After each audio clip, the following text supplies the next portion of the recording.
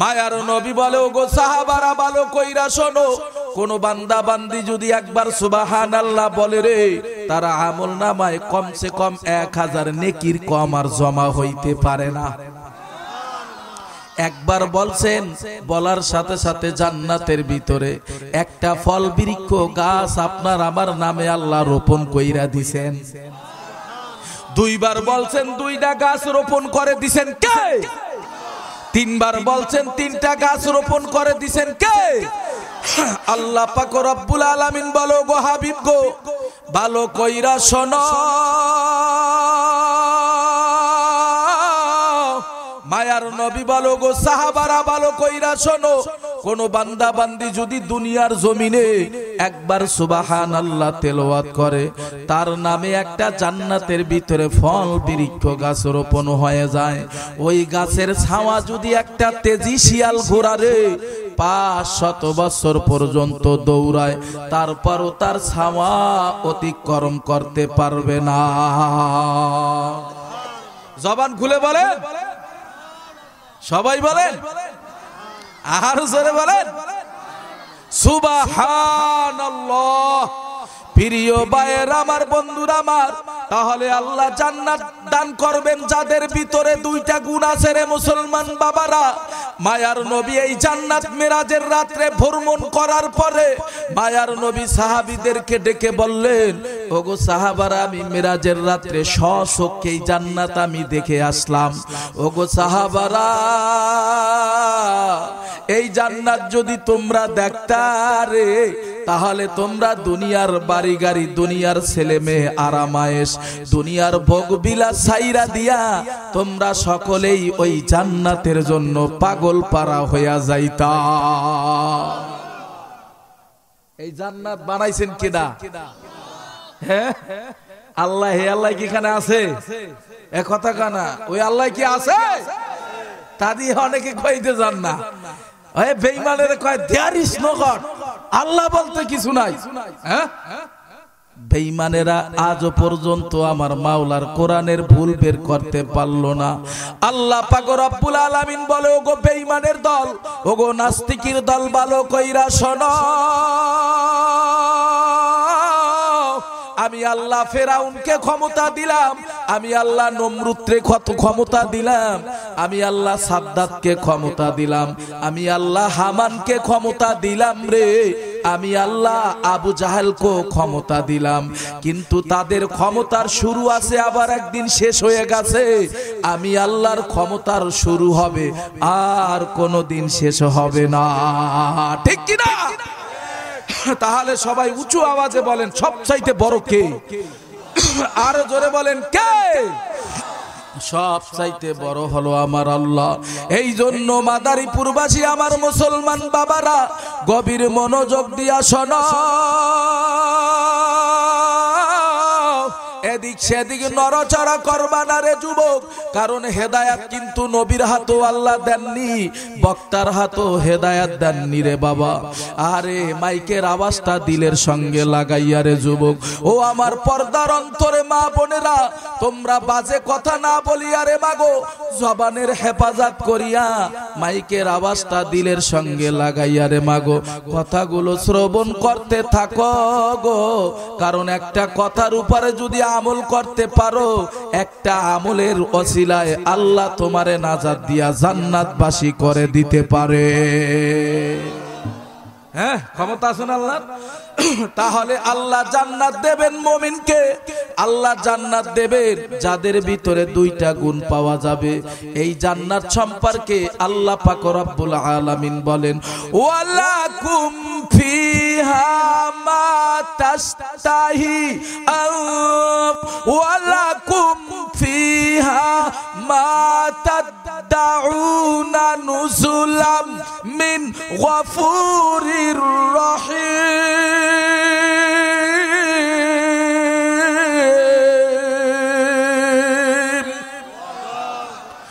ভাইয়ের আমার, বন্ধুরা আমার, আল্লাহ পাক রব্বুল আলামিন বান্দা বান্দিকে জান্নাতের ভিতরে ঢুকাইবে, আর কোনদিন আল্লাহ তাআলা বের করবে না। বান্দা বান্দি জান্নাতের ভিতরে যা চাইবে রে তাই আল্লাহ দান করবেন। জান্নাতের এক একটা ফলের ভিতরে আল্লাহ এক এক রকমের মজা লাগাইয়া দিছে। ও আমার মুসলমান বাবারা, গভীর মনোযোগ দিয়া শোনো, আমার মাওলার জান্নাত,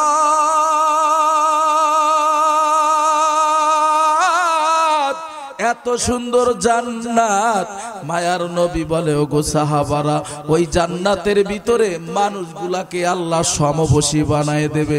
সব মানুষগুলা এক সাইজের হবে, এমনকি 80 বছরের বুড়াকে আল্লাহ পাক রব্বুল আলামিন 18 বছরের নওজোয়ান বানাইয়া দিবে।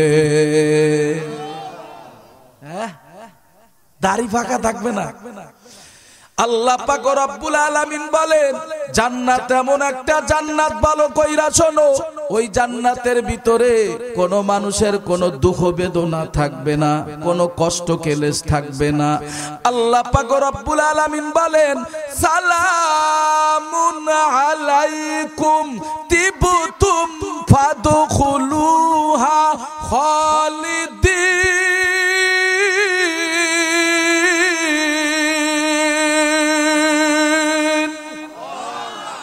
হে যুবক, জোরে একটু আল্লাহু আকবার ধ্বনি দাও। আল্লাহ পাক রব্বুল আলামিন বলেন, শুধু জান্নাতি মানুষের আল্লাহর পক্ষ থেকে শুধু সালাম আর শান্তি, এত শান্তি হবে রে, জান্নাতি মানুষগুলা বলবে, আল্লাহ তুমি আমাদের সঙ্গে কোরআনের সাথে যেই ওয়াদা করেছো, সমস্ত ওয়াদা তুমি আল্লাহ পূরণ করেছো। প্রিয় ভাইয়ের আমার, বন্ধুরা আমার, তাহলে আমি মহাগ্রন্থ কোরআনুল কারীম থেকে তেলাওয়াত করিয়াছিলাম রে যুবক। আল্লাহ পাক রব্বুল আলামিন বলেন, কুল্লু মান আলাইহা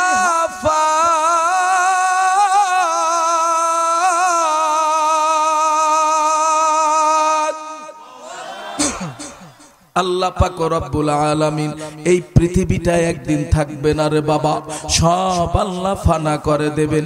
এই মাদারীপুর শহর থাকবে না রে যুবক, আমাদের বরিশাল শহর থাকবে না রে যুবক, ওই যে ঢাকার শহর গুলশান বনানীর ভিতরে 10 তলা 20 তলা বিল্ডিং এর মালিক থাকবে না রে যুবক। ও আমার মুসলমান বাবারা, জবান দিছে আমার আল্লাহ, জবানটা নাড়ায়া উঁচু আওয়াজে বলো, এই পৃথিবীটা যিনি ধ্বংস কইরা দেবেন তিনার নাম হলো কি? এ জোরে কান, তিনার নাম কি? আল্লাহ পাক রব্বুল আলামিন এই পৃথিবীটা রাখবে না রে বাবা। এই জন্য আল্লাহ পাক রব্বুল আলামিন বড় বড় 4 জন ফেরেশতা বানাইছেন। একজনের নাম হলো হযরত জিবরাইল, আর একজনের নাম হলো হযরত আজরাইল, আর একজনের নাম হলো হযরত মিকাইল, আর একজনের নাম হলো হযরত ইসরাফিল আলাইহিস সালাতু ওয়াস সালাম। আল্লাহ পাক রব্বুল আলামিন হযরত ইসরাফিল আলাইহিস সালাতু ওয়াস সালামকে ডেকে বলবেন, ওগো ইসরাফিল, তোমাকে আমি আল্লাহ একটা সিংহা নামক বাঁশি দান করেছিলাম। ওগো ইসরাফিল, তোমার সিংহা নামক বাঁশিটা বাজাইতে থাকো। ও আমার মুসলমান বাবার, আল্লাহর হুকুমে হযরত ইসরাফিল আলাইহিস সালাতু ওয়াস সালাম আর সিংহা নামক বাঁশি বাজাইতে থাকবে রে যুবক। এই বাঁশির আওয়াজটা এত ভয়ঙ্কর হবে রে, এই বাঁশির আওয়াজটা গোটা পৃথিবী জুড়ে এই আওয়াজটা আসবে। এই আওয়াজটা যখন আসবে রে, আমেরিকাও থাকবে না, ফ্রান্সও থাকবে না, জার্মানও থাকবে না রে বাবা। এই পৃথিবীর কোনো পাহাড় পর্বত নদ নদী গাছপালা তরুলতা ফল ফুল কিছুই থাকবে না। আল্লাহ পাক রব্বুল আলামিন বলবে, ওগো আজরাইল, কুল্লু নাফসিন যায়িকাতুল মাউত, যার দেহের ভিতরে প্রাণ আছে রে, এই প্রাণওয়ালা মানুষদেরকে তুমি ধ্বংস করে দাও। আজরাইল আল্লাহর হুকুম পাওয়া মাত্র গোটা পৃথিবীর মানুষদেরকে ধ্বংস করা শুরু করিয়া দেবে। আল্লাহ পাক রব্বুল আলামিন বলবে, ওগো আজরাইল, দুনিয়ার জমিনে কেউ থাকতে পারবে না, কোনো হায়াওয়ান, কোনো জানোয়ার, কোনো কীট পতঙ্গ কেউ থাকতে পারবে না রে আজরাইল।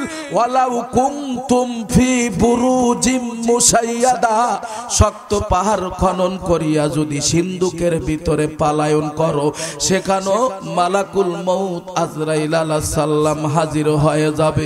ও আমার মাদারীপুরবাসী মুসলমান বাবারা, জবান দিছে আমার আল্লাহ, জবানটা নাড়াইয়া উঁচু আওয়াজে বলো, যিনি সমস্ত পৃথিবীর মানুষদেরকে আজরাইলের হাতে ধ্বংস করে দেবেন, ওই মালিকের নাম কি?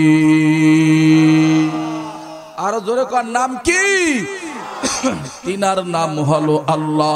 আল্লাহ পাক রব্বুল আলামিন বলবে, ওগো আজরাইল, কেউ থাকতে পারবে না রে আজরাইল, সবাই রে ধ্বংস করে দাও, সবাই ধ্বংস হয়ে যাবে রে বাবা। আর এই আওয়াজটা যখন আসবে, দুধদাইনি মা তার বাচ্চারে ভুলে যাবে রে বাবা, গর্ভধারণীর মার বাচ্চাগুলো খালাস হয়ে যাবে, মানুষগুলা মাতোয়ারা হয়ে যাবে রে যুবক, মানুষগুলা হেলতে থাকবে, দুলতে থাকবে রে যুবক।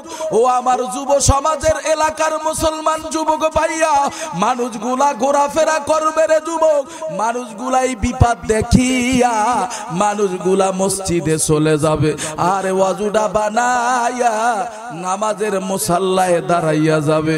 মানুষ যখন নামাজে দাঁড়াইবে, সূরাতুল ফাতিহা ভুলে যাবে, সূরা ফাতিহা ভুলে যাবে রে বাবা, নামাজের ভিতরে কোনো আয়াত তেলাওয়াত করতে পারবে না।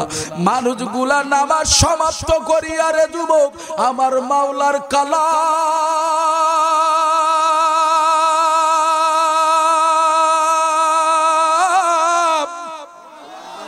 একটু জোরে কান, জোরে কান, জোরে কান, আমার মাওলার কালাম তেলাওয়াত করা শুরু করবে। মসজিদের তাক থেকে আহারে মাওলার কালামটা বের করবে, কালামটা তেলাওয়াত করা শুরু করবে রে, কিন্তু আমার মাওলার কালামের ভিতরে কোনো অক্ষর থাকবে না, কারণ আল্লাহ পাক রব্বুল আলামিন মহাগ্রন্থ কুরআনুল কারীমের ভিতরে আল্লাহ পাক রব্বুল আলামিন জানায়া দেয়, ইন্না নাহনু নাযালনায যিকরা ওয়া ইন্না লাহু লাহাফিজুন, এই কোরআন নাজিল করলাম আমি আল্লাহ, আর এই কোরআনের সংরক্ষণের দায়িত্ব, এই কোরআনের হেফাজতের জিম্মাদারি নিলামও আমি আল্লাহ। কোরআন নাজিল করছে কে? কথা কন, কে? আর এই কোরআনের হেফাজতের জিম্মাদারি নেবেন কে? তাহলে আমার যুবক ভাই ও আমার বৃদ্ধ বাবাজিরা ও আমার এলাকার মুসলমান বাবারা, এদিক সেদিক নজর দিবা না রে বাবা, গভীর মনোযোগ দিয়া শোনা। কিয়ামত সম্পর্কে আল্লাহ পাক রব্বুল আলামিন অগণিত আয়াতের ভিতরে জানাইয়া দিতেছে। খারাপ লাগতেছে আপনাদের? এ কথা কান, খারাপ লাগতেছে? তাহলে ওয়াজ ভালো হবে যদি একটু সামনে আগান, আগাইবেন সামনে, এই খালি জায়গাটা পূরণ করবেন, পিছ দিয়ে মানুষ বসতে পারেন, একটু সামনে আগান। লা ইলাহা, এই জিকির করেন, লা ইলাহা ইল্লাল্লাহ, লা ইলাহা। আসিয়া বলে এক আল্লাহ, ফেরাউন বলে বারাজালা, আমার আল্লাহ বলেন ও জিবরাইল জান্নাতেরই খোলো তালা, লা ইলাহা। আগায় না রে, খালি জায়গাটা পূরণ করতে হবে। মিস্টার ইবলিস এই খালি জায়গায় বৈশা মুসলমানদেরকে ধোঁকা দিয়া বুকা বাড়াইয়া ঘরে নিয়ে ল্যাপ মুড়ি দিয়া শোয়া রাখবেন। কি বলেন, কথা ঠিক কিনা? তাহলে জবানটা দিছে কে? কতক্ষণ কতক্ষণ জবান দিছে কে? সেকেন্ডের ভিতরে আল্লাহ ডিজিটাল কায়দায় জবান বন্ধ করতে পারে, সে আল্লাহর কি ক্ষমতা নাই? কতক্ষণ আল্লাহর কি ক্ষমতা নাই? তাহলে শয়তানকে খুশি করবেন না বেজার করবেন? এ কতক্ষণ শয়তানকে খুশি করবেন না বেজার করবেন? আর খুশি করবেন কাকে? তাহলে একটু জিকির করেন, লা ইলাহা লা ইলাহা ইল্লাল্লাহ, লা ইলাহা ইল্লাল্লাহ, লা ইলাহা ইল্লাল্লাহ, লা ইলাহা লা ইলাহা ইল্লাল্লাহ মুহাম্মাদুর রাসূলুল্লাহ সাল্লাল্লাহু আলাইহি ওয়াসাল্লাম। সময়ের দৃষ্টি কুরআন ও সুন্নাহর কথা বলে।